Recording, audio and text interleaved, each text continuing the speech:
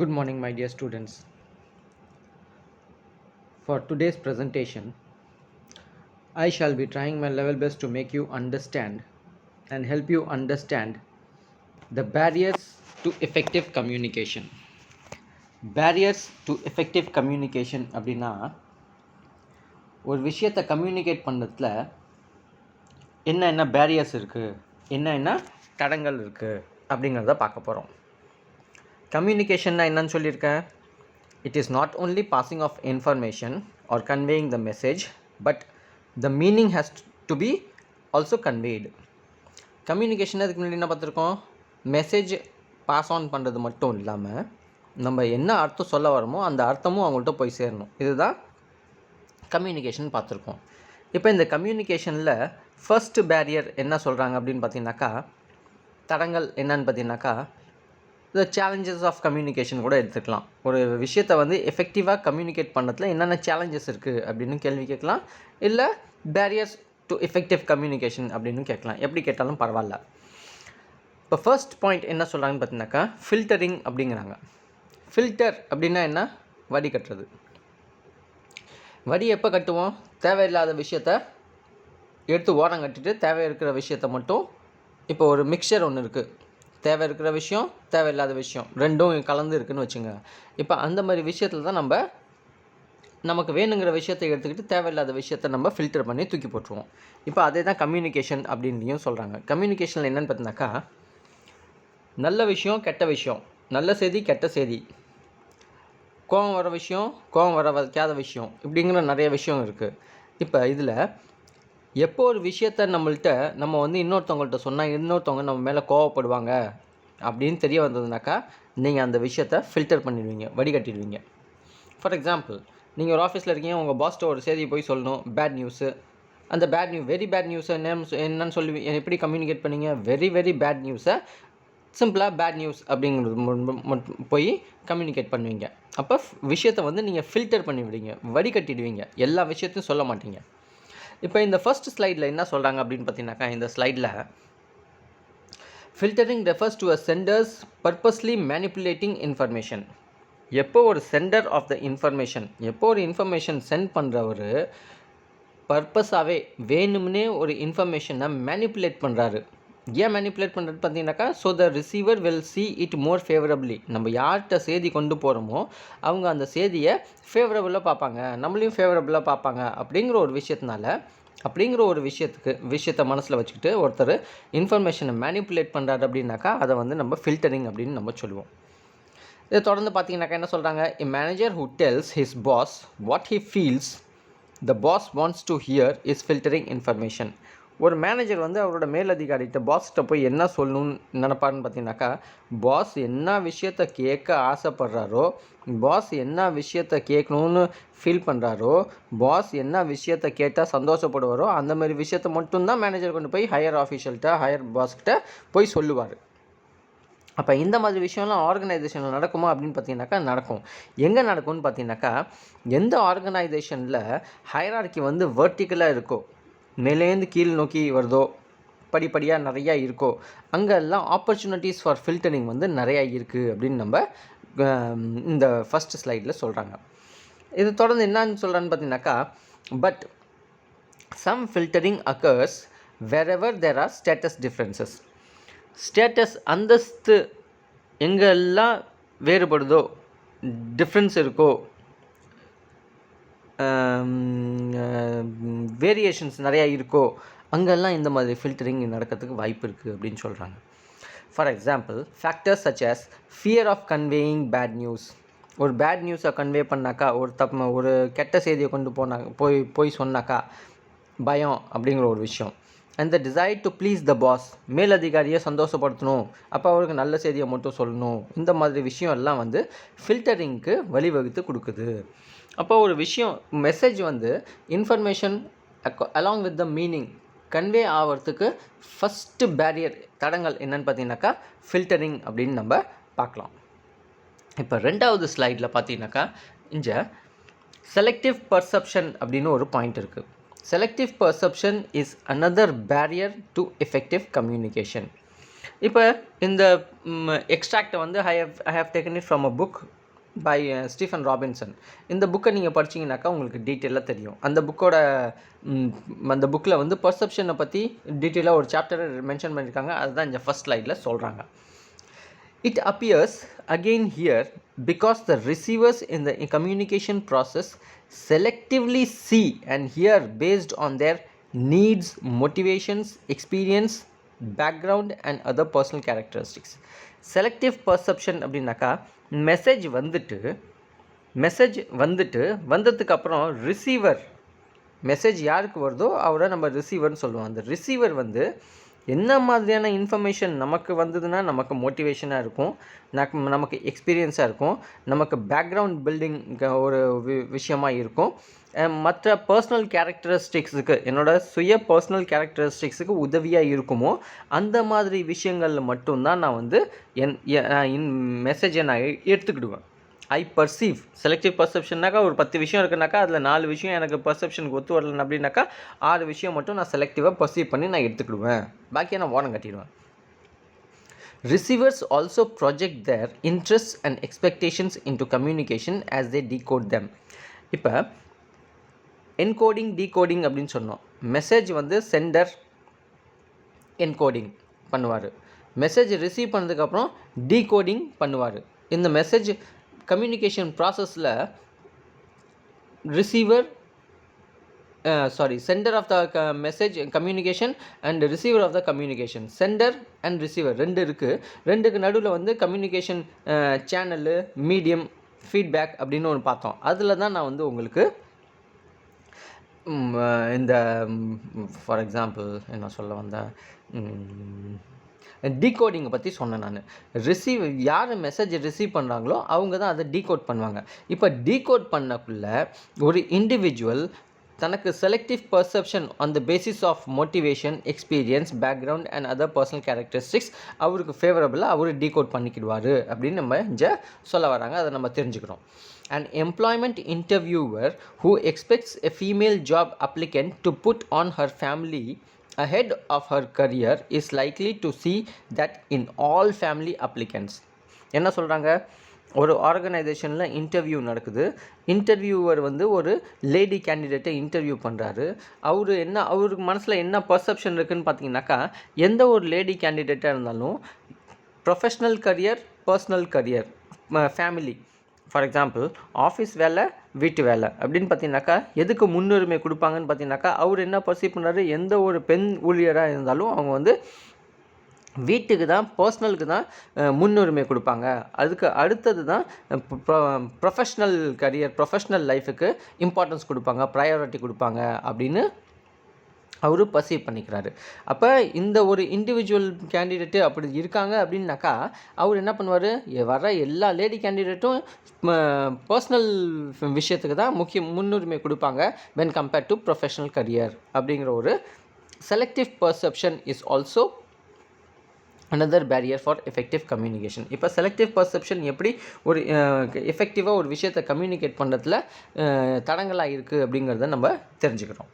இப்போ அடுத்த barrier to effective communication என்னன்னு பார்த்தீங்கன்னாக்கா இன்ஃபர்மேஷன் ஓவர்லோடு. இன்ஃபர்மேஷன்னா செய்தி, ஓவர்லோட்னாக்கா ரொம்ப ஜாஸ்தி.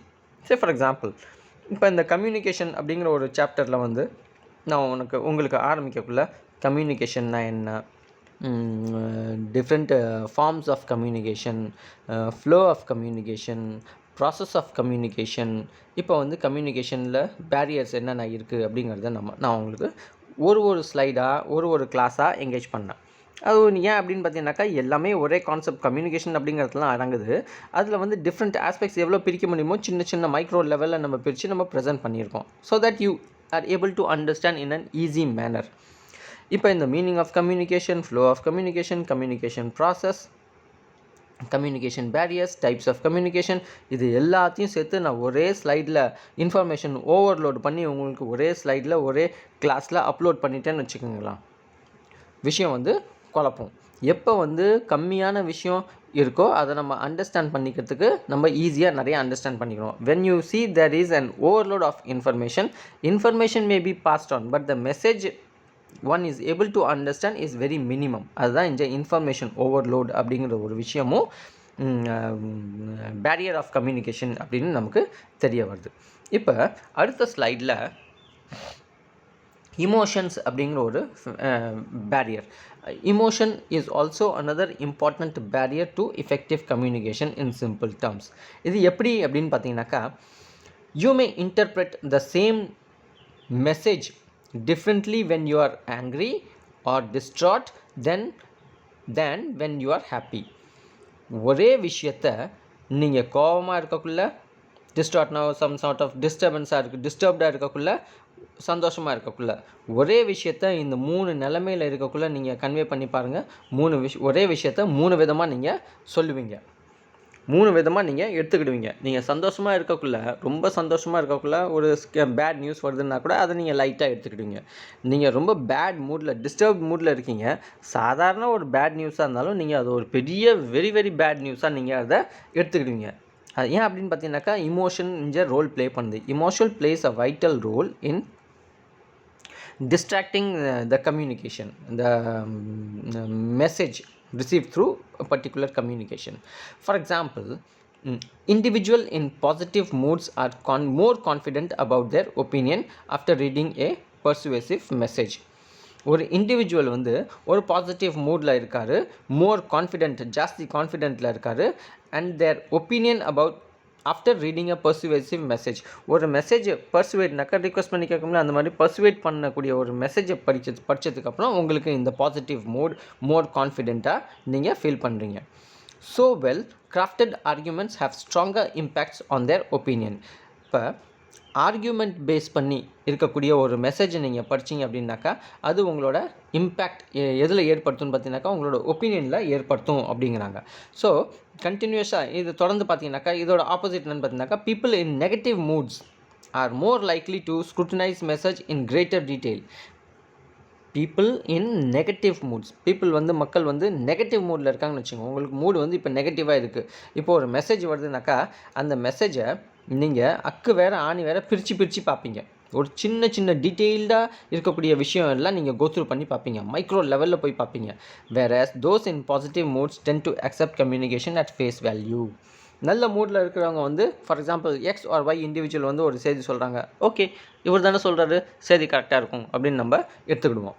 ஆனால் பேட் மூடில் இருக்கக்குள்ள நல்லவர் வந்து செய்தி சொன்னால் கூட அது எப்படி இருக்கும், எப்படி வந்திருக்கும், எப்படி வரும், சான்ஸ் இருக்கா, யார் சொன்னால், கன்ஃபார்மா அப்படின்னு 1008 கேள்வி நம்ம மேலேயும் கேட்போம். அப்போ emotion also plays a vital role to barrier plays a vital role in acting as a barrier to effective communication. ஒரு effective communicationல வந்து ஒரு தடங்கலாக ஒரு விஷயம் அமைது என்னன்னு பார்த்தீங்கன்னாக்கா இமோஷன்ஸ். இதை தொடர்ந்து என்னன்னு பார்த்தீங்கன்னாக்கா லாங்குவேஜ் அப்படிங்கிறாங்க. Language is a simple concept which everyone will agree that it is a great barrier to effective communication. ஒரு விஷயத்தை எஃபெக்டிவாக கம்யூனிகேட் பண்ணுறதுக்கு லாங்குவேஜ் ஒரு இம்பார்ட்டன்ட் ரோல் ப்ளே பண்ணுது அப்படிங்கிறத நம்ம தெரிஞ்சுக்கிறோம். ஃபார் எக்ஸாம்பிள், இப்போ நான் உங்கள்கிட்ட ஒரு எக்ஸ் ஆர் ஒய் லாங்குவேஜில் பேசுகிறேன். உங்களுக்கும் அந்த எக்ஸ் ஆர் ஒய் லாங்குவேஜ் தெரிஞ்சதுன்னா தான் இன்ஃபர்மேஷன் நான் பாஸ் பண்ணுறேன்னு அர்த்தம். நான் என்ன மெசேஜ் கன்வே பண்ணுறேனோ அந்த மெசேஜ் உங்களுக்கு மீனிங்கும் அண்டர்ஸ்டாண்ட் ஆகுது அப்படிங்கிறது அர்த்தம். இப்போ நான் வந்து எக்ஸ் ஆர் ஒய் லாங்குவேஜ் பேசுகிறேன், உங்களுக்கு அந்த லாங்குவேஜ் தெரியல, இன்ஃபர்மேஷன் நான் உங்கள்கிட்ட பாஸ் ஆன் பண்ணுறேன், இன்ஃபர்மேஷன் பாஸ் ஆன் பண்ணுறது ஒழிஞ்சு உங்கள்கிட்ட வந்து சேரும், but you will not be able to understand the meaning, you will not be able to understand the crux of the communication that I am passing. So language கண்டிப்பாக வேணும். இப்போ என்னென்னு பார்த்தீங்கன்னாக்கா, communicator and receiver, sender of the message and receiver of the message, இந்த ரெண்டு பார்ட்டிக்கும் ஒரு common language இருக்கணும். Both party should have a common language. இந்த காமன் லாங்குவேஜில் கம்யூனிகேட் பண்ணால் தான் communication will be effective and efficient அப்படிங்கிற விஷயம் நமக்கு தெரிய வருது.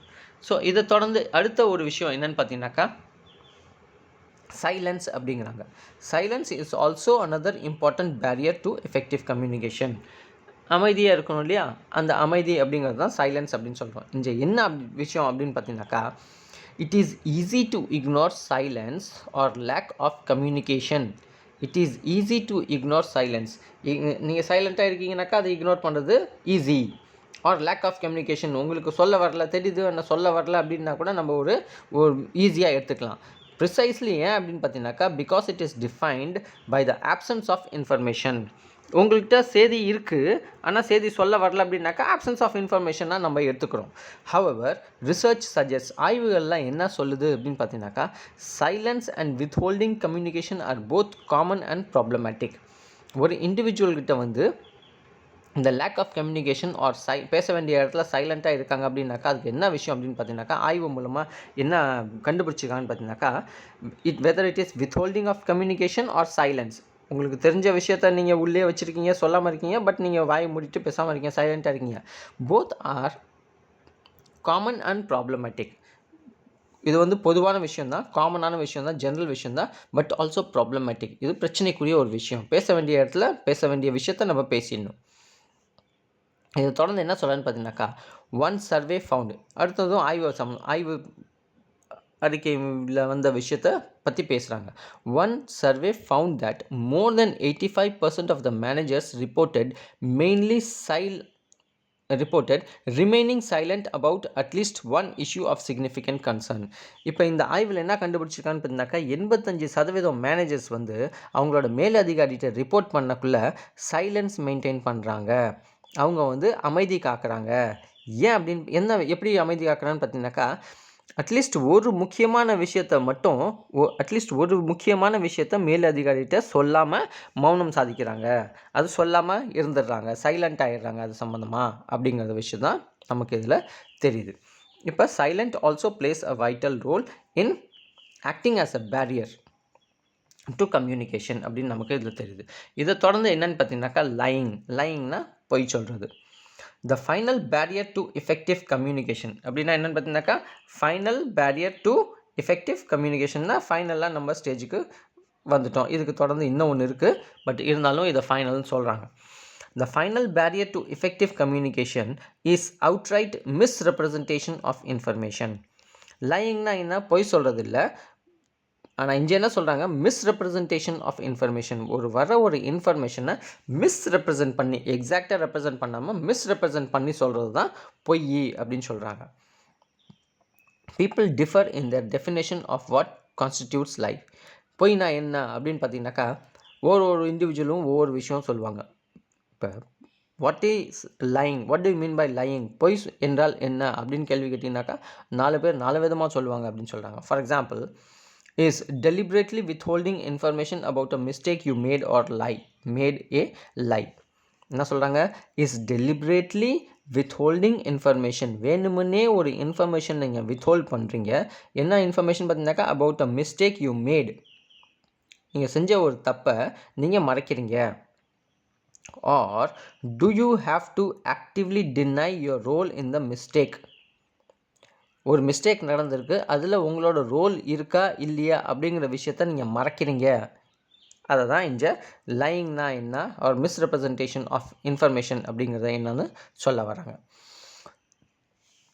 Communication, you always keep in mind that communication is not only passing of information but conveying the exact meaning. Information passing plus conveying the exact meaning, both together is called as communication. When you lie means you are misrepresenting an information. It is simply called as misrepresentation of information. அதுவும் இருந்ததுனாக்கா ஒரு effective கம்யூனிகேஷனில் அதுவும் ஒரு important பேரியராக role play பண்ணுது. It also acts as a barrier to effective communication. அடுத்தது என்னென்னு பார்த்தீங்கன்னாக்கா, cultural barriers அப்படிங்கிறாங்க. இது ஆய்வு சம்மந்தமாக கொடுக்கப்பட்ட இன்ஃபர்மேஷன் நம்ம இங்கே பார்க்குறோம். Researchers have identified a number of problems related to language difficulties in cross-cultural communication. ஆய்வாளர்கள் என்ன கண்டுபிடிச்சிருக்காங்கன்னு பார்த்தீங்கன்னாக்கா, கம்யூனிகேஷன், எஃபெக்டிவ் கம்யூனிகேஷனில் language difficulties in cross cultural communication, multi cultural people வெவ்வேறு கல்ச்சரல் பேக்ரவுண்ட் மக்கள் வந்து ஒரே நிறுவனத்தில் வேலை செய்கிறாங்க அப்படின்னாக்கா அந்த மாதிரி இடத்துல வந்து இந்த மாதிரி கல்ச்சரல் பேரியர்ஸ் இருக்கிறதுக்கு வாய்ப்பு இருக்குது. First are barriers caused by semantics அப்படிங்கிறாங்க. Words mean different things to different people. ஒரு வேர்டு நான் சொன்னேன் அப்படின்னாக்கா நம்பர் 1 இண்டிவிஜுவலுக்கு அது ஒரு மீனிங் கன்வே ஆகும், நம்பர் 2 இண்டிவிஜுவலுக்கு அது ஒரு மீனிங் கன்வே ஆகும், தேர்ட் இண்டிவிஜுவலுக்கு அது ஒரு மீனிங் கன்வே ஆகும். வென் திஸ் ஹேப்பன் என்னன்னு பார்த்தீங்கன்னா இந்த மாதிரி சூழ்நிலை இந்த மாதிரி விஷயம் நடக்கிறது எப்போ வாய்ப்பு இருக்குன்னு பார்த்தீங்கன்னாக்கா people belonging to different cultural background when they work in an organization, such cultural barriers related to communication are bound to happen. Say for example,